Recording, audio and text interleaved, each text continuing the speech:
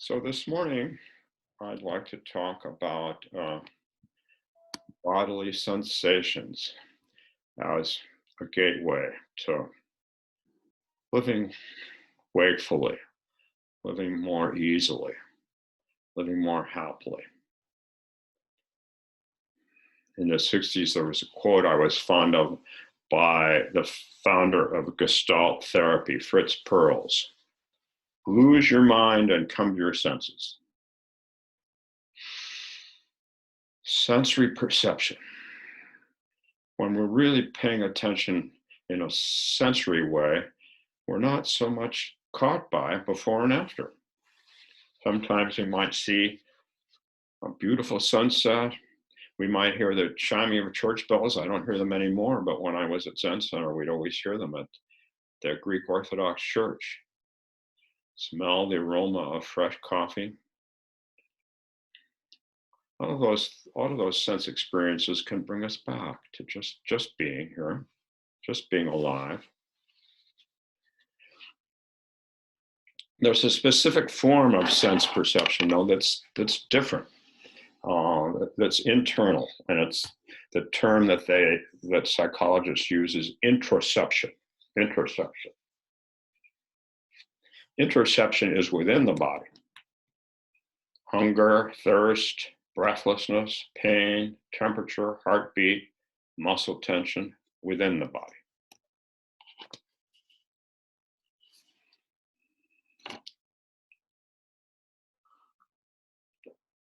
And interoception is intimately linked with how we process emotion.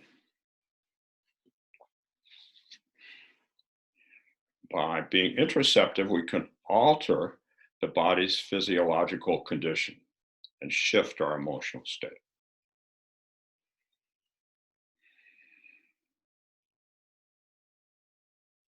Which is what we have the possibility, the opportunity to do in our meditation.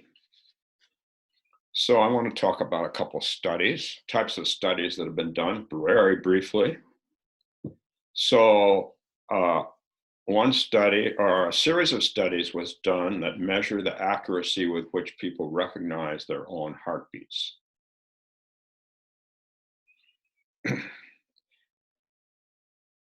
With high interoceptive awareness, people did much better at doing that, much better. The one researcher summarized the work on this, a researcher named Ainley, A-I-N-L-E-Y, and he said, the more accurate on heartbeat tasks, the more intuitive people were. They experienced stronger emotional arousal, had better memory for emotional material, and were better able to control their negative emotions, people with high interoception than people with low interoception.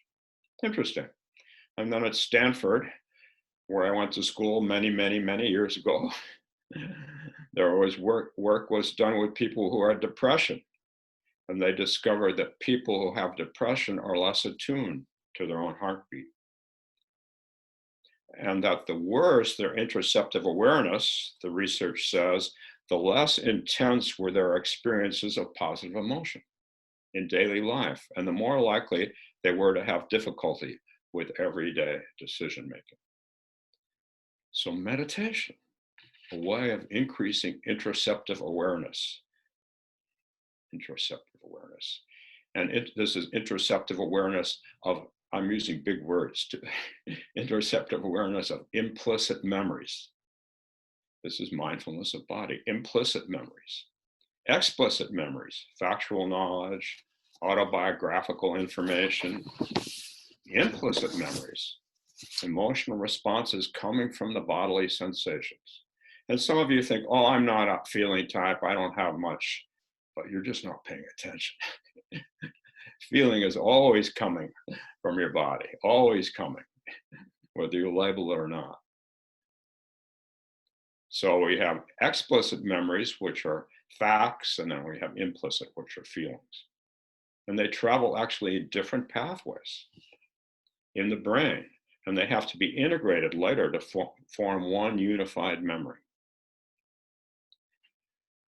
So lately, I've been talking about 3 layers of consciousness. The layer of consciousness of thinking, the highest level, but not the most, well, let's say the most superficial level. Well, that puts it down. Let's say the most surface level. And then the second level of consciousness is the feeling level underneath. Usually when we're going on and on about something, we have some feeling underneath. Maybe we're sad, maybe we're angry, maybe we're apprehensive, maybe we're anticipatory, but something. And then the third layer, the bottom layer, is our sensations. The deepest layer is our sensations. And when our thoughts are in overdrive, meditation becomes a wonderful way of increasing awareness of implicit memories.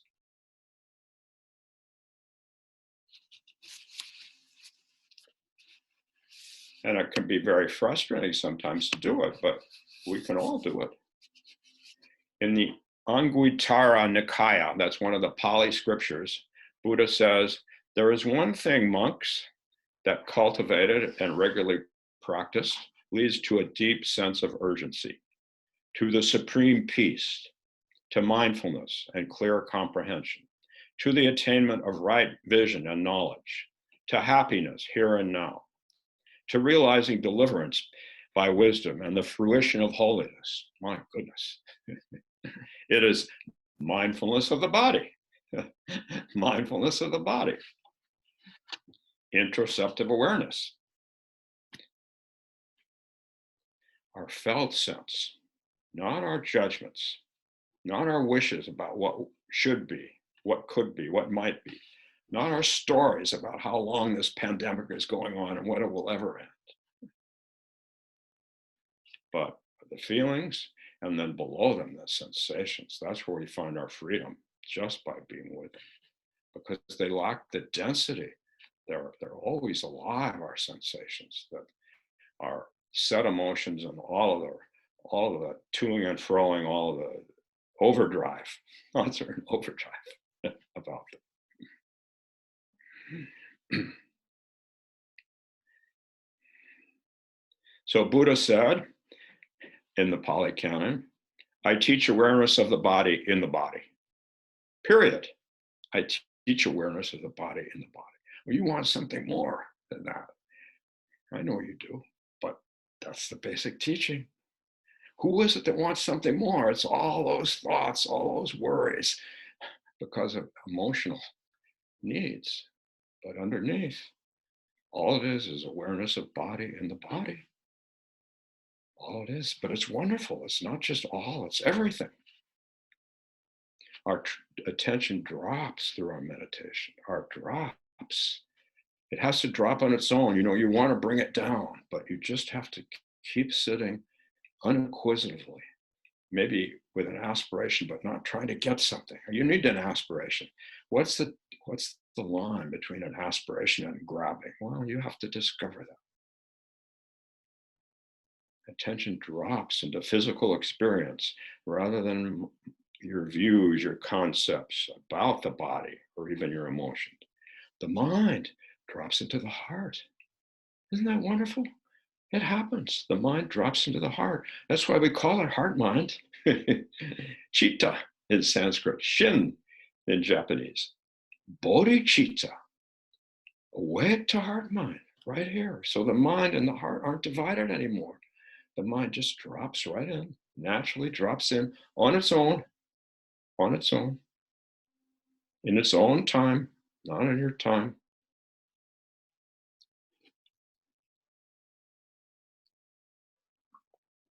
So we have this wonderful opportunity to live wakefully and joyfully.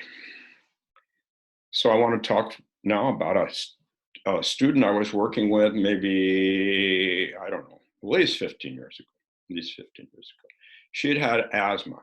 She had asthma as a child, and she had a breathalyzer that she used. And so she was pretty anxious about her sitting because she was afraid she'd have an asthmatic attack. So she wanted to have her breathalyzer with her. while she sat.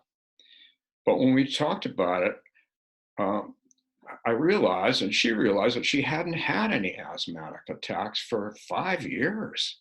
But that memory in her body of those asthmatic attacks 5 years ago, 10 years ago, really made her anxious, really made her anxious. She conflated her experience, as we all do, her physical experience and her mental reaction. And asthma had become her identity. I'm an asthmatic person. I'm an abused person. I'm a this person. It had become her identity, even though she hadn't had an attack in maybe 3, 4, 5 years. And she'd had some shortness of breathing. And every time she got shortness of breathing, she went, yeeks, get that breathalyzer. But, we all have shortness of breathing at times. In the Majjhima Nikaya, Buddha says, if the body is not mastered by meditation, the mind cannot be mastered. If the body is mastered, the mind is mastered. Very simple teaching. This is the whole teaching. You don't need to read the 11 sutras, although we are reading them right now in my other group. This is the teaching. This is the teaching. And so Molly kept with it because I helped her and supported her. Not that I'm that big a deal. I was just there with her, helping her. And she realized that when she sat, that all of this discomfort was, she said, it's the constriction in my throat. And I said, yes, well, notice the constriction of your throat and then notice your anxiety. And do that and keep sitting and notice your anxiety. And she discovered that 80 to 90% of it was her anxiety. Only 10% was the constriction in her throat. So her body had become her teacher. This is meditation, you guys. Our body becomes our teacher. So she was able to notice not only the constriction in her throat, but the underlying anxiety. And under that, the sensations as they moved, where she carried her tension, which was in her shoulders and neck. Just to be with those sensations in her shoulders and neck. Just kindly be with them. So now I'm going to lead you through some exercises. And since I can't see you very well, only a few of them, I won't even know whether a few of you, I won't know whether you do them, but that's okay. I don't need to keep track. These exercises are from Dharma teacher Philip Moffitt. And in the first one, we're going to do just normal sense perception. So how about holding your right hand up and beginning to look at the back of it? And noticing what you see. You might notice the skin color, the veins, whether there are any wrinkles or scars. And as you're ready, turn it over and look at your palm. You might notice its shape or the length of your fingers. Alternate between looking at the front and back of your hand. You might observe the length of your various finger bones in relation to each other, or the size of your knuckles. You might notice the pattern that the lines make in the palm of your hand. Just witness these things.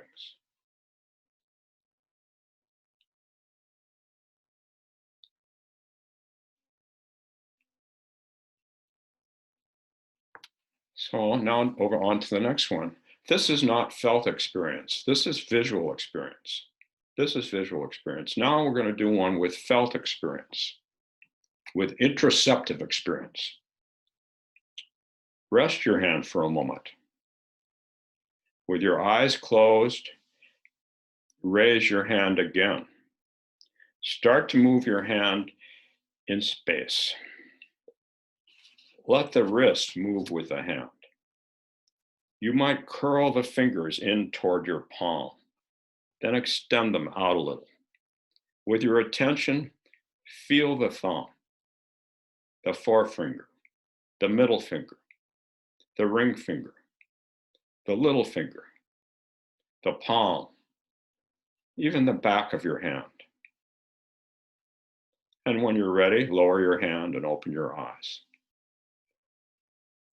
Now, that should have been a different experience for you, different than looking at the hand. The felt sense of the body, intersection.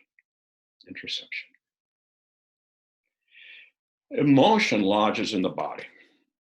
Then the mind frets and clings, worries and compares and judges. It hates the coronavirus. It hates it, especially the indefiniteness of this going on forever. Yuck. That's the mind says. But can we just, as the emotional suffering grows, just do kind awareness, bare awareness, relax and soften, relax and soften. I used to just say bare awareness, but then people were beating themselves up because they weren't doing bare awareness. So now I don't, forget it, kind awareness. Don't beat yourself up, kind awareness. Nobody can do this perfectly. I've been doing it for 84 years and I know I'm doing it perfectly. Kind awareness, kind awareness.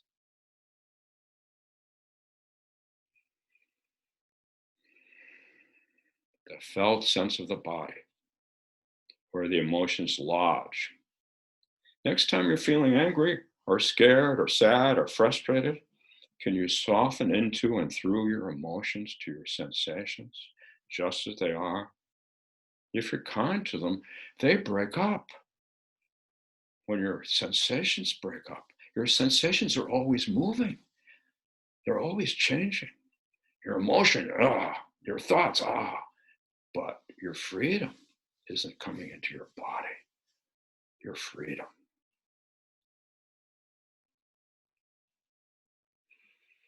Emotion lodges in the body. But we don't need to try to get rid of our hurt or our anger.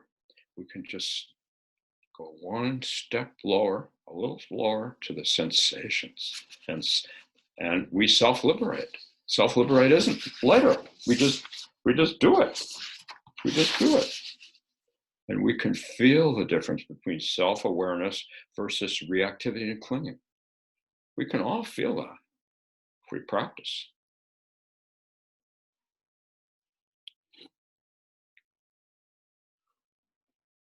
So now, another exercise from Philip Moffat. Place your right forearm in the palm of your left hand and just feel that for a moment. Pretend that you don't trust your left hand. Keep the right forearm touching left palm, but holding a little tension in the back of the right hand and the forearm, such that they're slightly hovering above the left hand. Because you don't know what the left hand's going to do. You don't trust it. There's contact, but you don't trust it to support you. Now let that tension go and drop your right forearm into the palm of the left hand. Now just relax and let the forearm rest in the left palm. Trust it. Let it rest.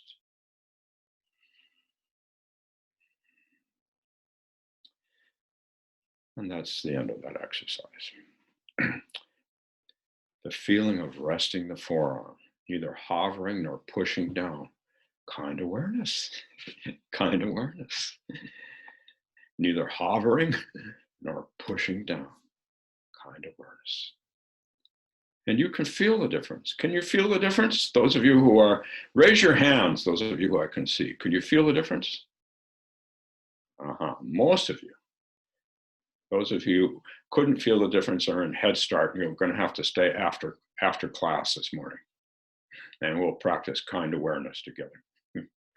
We all need a head start. I need a head start. I've always needed a head start. That's why I do turtle practice.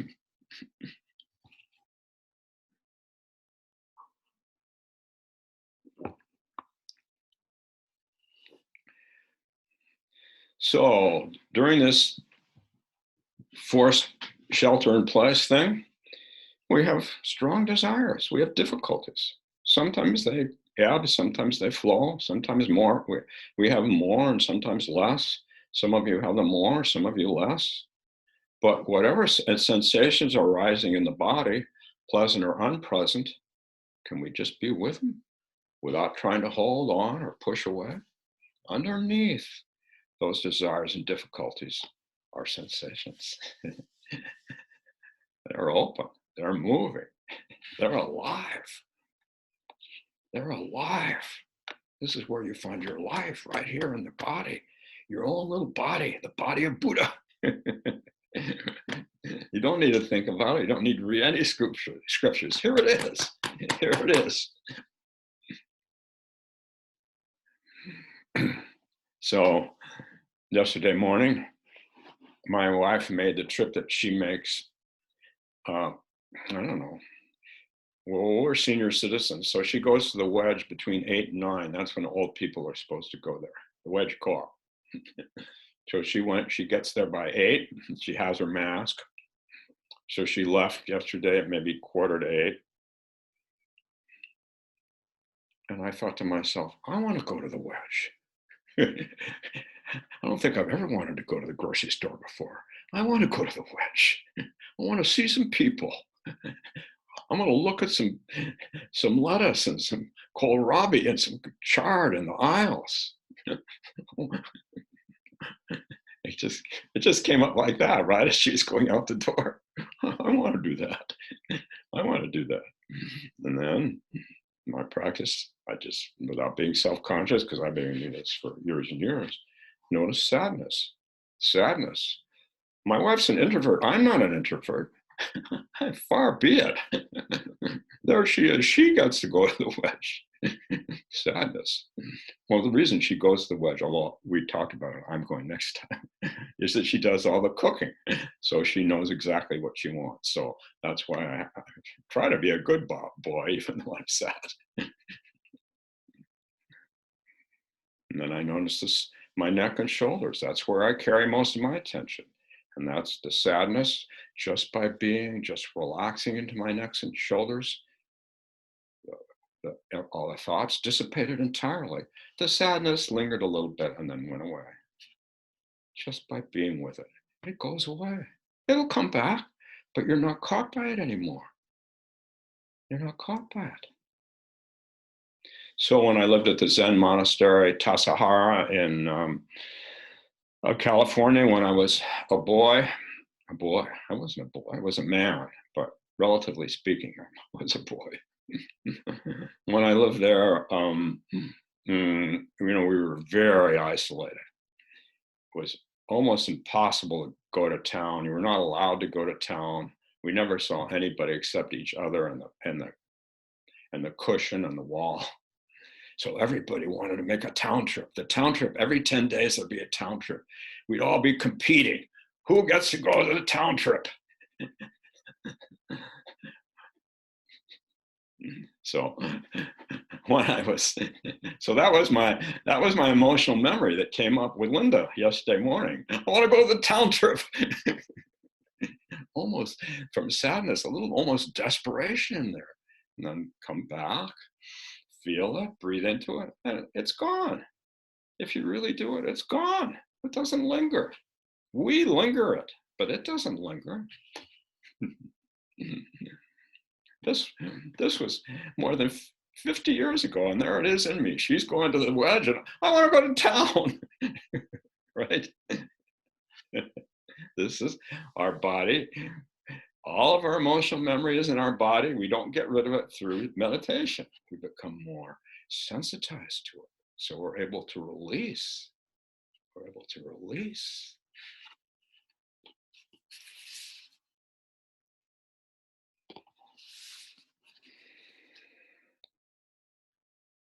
So we can notice the upper two layers, all of the thoughts, all the thinking overdrive. And then the emotion learn to become non-reactive, and the mind just returns to a natural spaciousness, alertness, curiosity, and a deep stillness. So we're not caught. We're not caught. But this takes practice. It takes practice.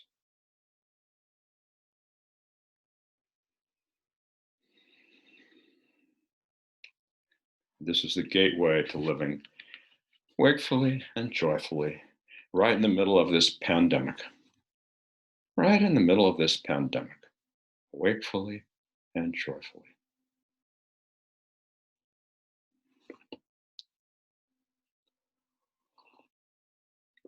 So the body is a storehouse. The body stores all these different emotional memories for years and years and years. It stores trauma. It stores positive memories too, though. People are often saying to me in my one-to-ones, I wish I had a different childhood. Most of us wish we had a different childhood. We had the childhood we had. We had the childhood we had.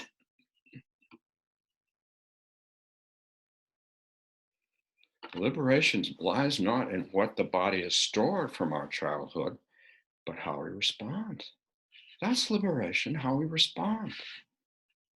And we have a tendency to get caught in our negative emotions, as was Molly. Molly needed to do retreats. So in those days, I led all the retreats. So she went to maybe 3 or 4 of my 2-day retreats. And the first one, she kept the breathalyzer with her next to her cushion. In the second one, I said, well, maybe she could put her in a coat in the, I don't know, in those days, maybe the coats were down in the basement. I don't know. Keep it in the coat. She'd know it was there. And then by the end of the 3rd retreat, roughly, she let go of the need for the breathalyzer. The anxiety would still come up, but that she would just breathe into it. Notice that there wasn't really any constriction in her throat, that was the anxiety was making the constriction of her throat rather than the asthma itself. If you don't do retreats, it's very hard to become a master of this, what I'm talking about. It's good to do 30 minutes of meditation a day or 20 minutes, very good. But retreats, prolonged experience of letting your emotions be there, letting the thinking be there and sinking into the body is the way to liberation. The way to liberation. And then, of course, the body also contains pleasant memories. Don't forget those. We all have pleasant memories. Some people say to me sometimes, oh, I don't have any pleasant memories. Everybody has pleasant. You wouldn't be here if you didn't have pleasant memories. Your pleasant memory maybe of me or Ted giving a Dharma talk is what brought you here. So you have pleasant memories. You just get entranced by your negative memories, right? Pleasant memories are wonderful, but we can also get drawn into fantasy or planning and lose our bare awareness, our kind awareness. So we want to stay in the body regardless of what arises from its storehouse, especially in meditation. Outside meditation, maybe you shouldn't be too self-conscious about. Let it spill outside. It spills outside into your daily life, but that takes a while. That takes a while. So yesterday, let's see, I don't know who's here today because I can't see the whole thing, but yesterday I did a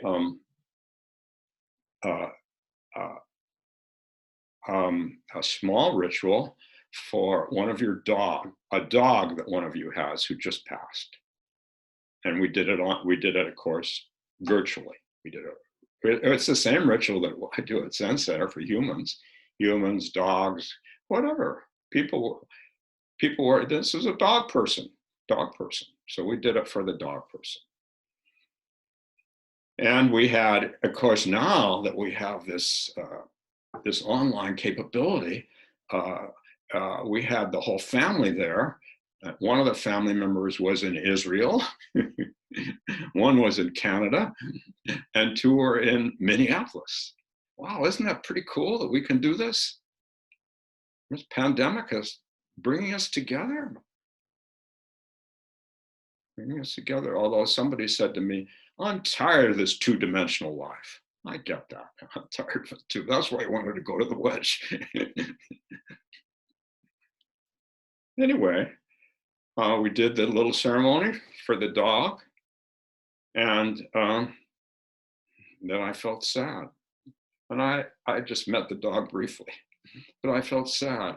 And I felt sad about the death of my own dog, which I have talked about quite a bit. I had two favorite dogs, but the one that I'm still grieving is my dog Freckles. I felt sad about Freckles. Freckles got run over. Freckles was my best friend. She got run over by a car. So I felt sad about that. And then I breathed into it. I breathed into it. I noticed the sadness was around my heart. I felt it around my heart. We can feel this. This is our sensate body. This sensate body's alive. I felt it. And that sadness kind of extended to all beings. I mean, it just did. It dissipated. It didn't turn into yippee joy. It just dissipated so that I felt connected to all of our sadnesses, all of the sadnesses that we feel as we're here sheltering in place, not knowing who's going to get coronavirus, who's had it, who will have it. We just, my wife and I and son just decided that he had it in February.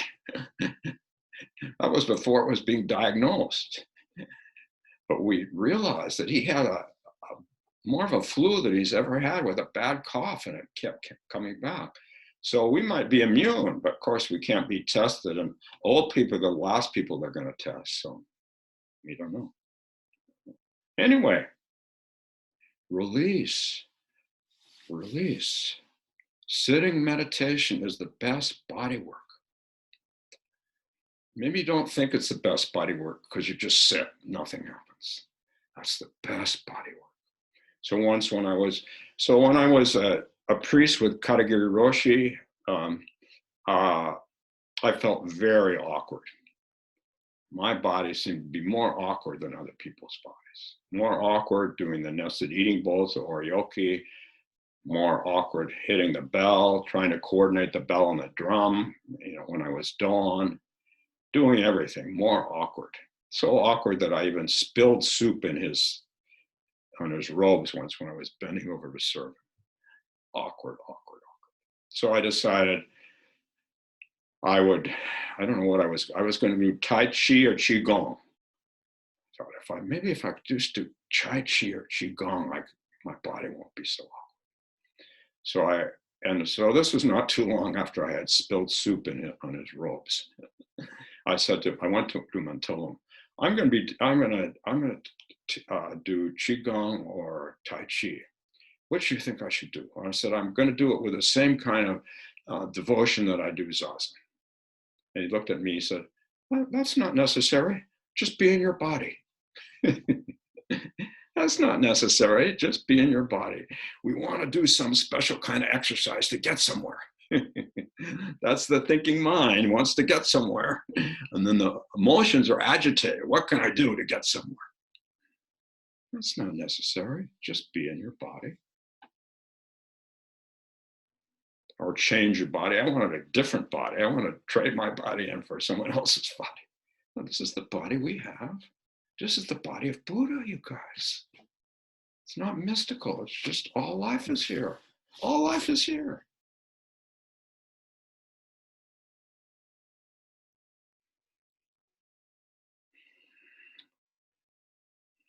So the storehouse in here, the storehouse of all of our memories, I'm going to do a third exercise with you.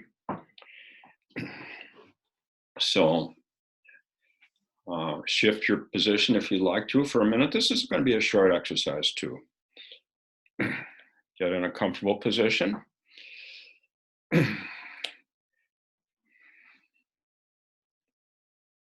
As you're ready, drop your attention to your pelvis, resting in your chair or on your cushion. Dropping your attention, resting in the chair or the cushion. Feeling whatever sensations arise. Then as you're ready, noticing one specific sensation in your hand and following that sensation, following that sensation, noticing where it goes. Does it go up the arm? Does it go to the shoulders?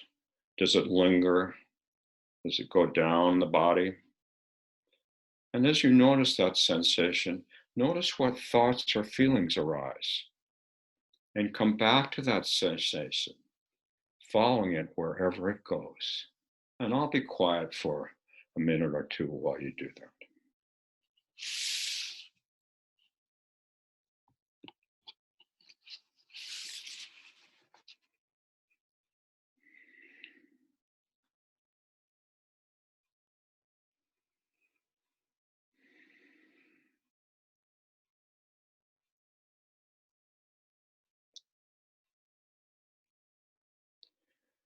And when you're ready, just coming back and I'll keep talking. So you were bringing your awareness to the storehouse. You were doing that. This is all meditation is, bringing our awareness to the storehouse. So we have the Four Noble Truths: the truth of suffering, the truth of the end of suffering, the truth of suffering being due to pushing away what we don't want and pulling to us what we don't want. That's the second one. The truth of the end of, that there can be an end of suffering, the third one. The fourth one, the path is the end of suffering. So the truth of suffering, there's stress and anxiety interwoven into all life, and we carry it in our bodies. That's the truth of suffering. That's the truth of suffering. There's stress and anxiety interwoven into all life, and we carry it in our body. That's just the deal. That's what it is to be human. Second, we don't like it. We try to push it away, and why we try to pull in good stuff. Push away the bad stuff, pull in the good stuff.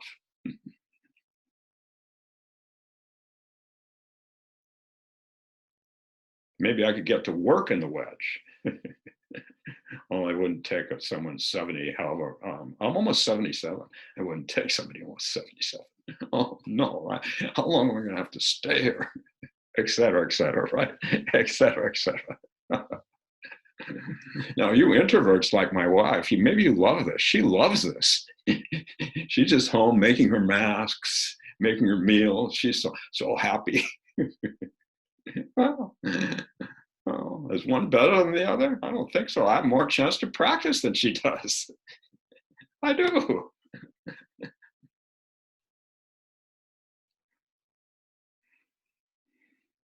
So the four truths, the Four Noble Truths. Noble. Suffering, stress and anxiety interwoven in life, we carry it in our body. Second, we want to pull the good things in, push the bad things away. The good emotional memories, pull those in, pull those in. The bad ones, push them away. And we do that cognitively. We get all revved up cognitively.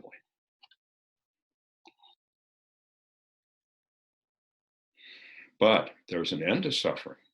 That is, we can make a choice. We don't have to be, this doesn't have to be a plague.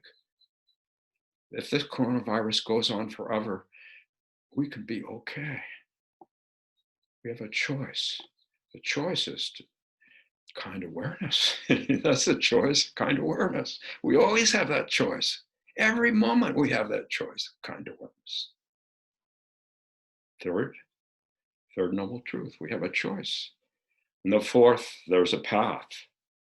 And the path is feeling the body in the body. That's the whole path. Sorry. Go back and read the earliest Pali canons. That's all he says. It gets kind of boring. I don't even like to read them. It's so boring. That's all he says. No need to read them. Just do it.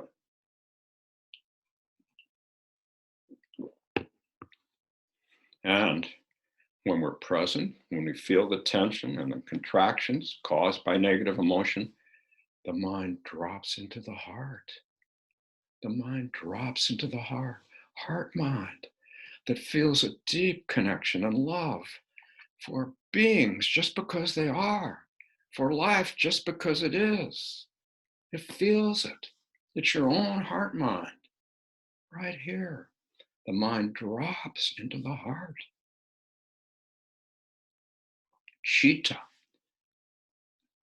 bodhicitta, wake heart mind. We wake up to it. We wake up to it right in the middle of this pandemic. Similar to letting your forearm rest in your palm without pushing or hovering, just letting it rest. Just letting it rest. That's our practice. When we do this practice, we can get in touch with all kinds of sensations that trigger us. For Molly, all kinds of sensations trigger her anxiety about her asthma and having an asthmatic attack and maybe dying because she had that traumatic memory from when she was 12 years old and she'd had a pretty bad one. But she was able to be with it. She was able to be with it, to honor it, not to diss it, and it deconstructed on its own.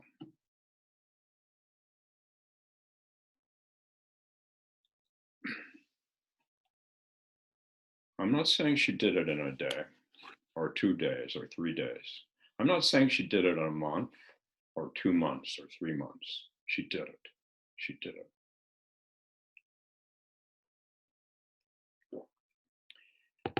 So positive memories, we can find our own positive memories, and they can help us. They can help us as long as we just don't space out too much with them. Finding our own positive memories is my talk last time. I said they can turn into gathas or mantras for you. Find a positive memory. Let it turn into a gatha or a mantra. So recently I was meeting with a woman whom I will call Ellen. And Ellen talked about sitting in a retreat, 2-day retreat, and she was having a really hard time. Now I'm doing a retreat in a couple of weeks, but anytime you do, if you don't have a hard time during a retreat, I have to say you're probably not really doing the retreat. You're just spacing out. You can do that. You can space out the whole time. But if you're really doing the retreat, you're going to have a hard time at some point. You just will. Because you're sheltering in place and it doesn't feel very sheltered. Anyway, she was sitting in retreat having a really hard time. And then what came to her was just plug away. Just plug away, Ellen. Just plug away. And she had a memory of her 10th grade biology teacher calling her into his office one day. And she was having a hard time. Her parents were not very kind to her. Her siblings were unkind to her. Kids were teasing her. Everybody was teasing her. And then the 10th grade biology teacher who she likes calls her in his office. And he says, I'm just checking in with you to see if everything's okay. And she doesn't want to tell him about all of her fears and upsetness. So she says, yes, everything's okay. She's kind of scared. Everything's okay. And he just sits with her and offers her a glass of water and they just sit. He tries to just casually chat with her. And she doesn't want to chat much. Although she feels good around him, she doesn't trust him. He's a big person and she's a little person. Big people are scary, in case you didn't notice that. In case you're a child and you didn't notice that still. Big people are scary. And then he said, Ellen, whatever you do, I have faith in you. I have faith in you that you'll just plug away. That you'll just plug away. And that came to her in the retreat. And she said, that's my mantra. Just plug away. She found her mantra from her 10th grade biology teacher. I'm sure it will get her through the pandemic. I'm sure it will, because she found it. She found it in here. And I said, well, what do you experience sensation when you, wife, when you say, just plug away? She says, oh, I feel warmth around my heart. It's important to feel the sensations and not just have the mantra. The sensations is where your life is. And you can find your own mantra with your own bodily memories so that your mind too can drop into the heart. And that's all of Buddhism, awareness of the body in the body. And that's what I want to say this morning.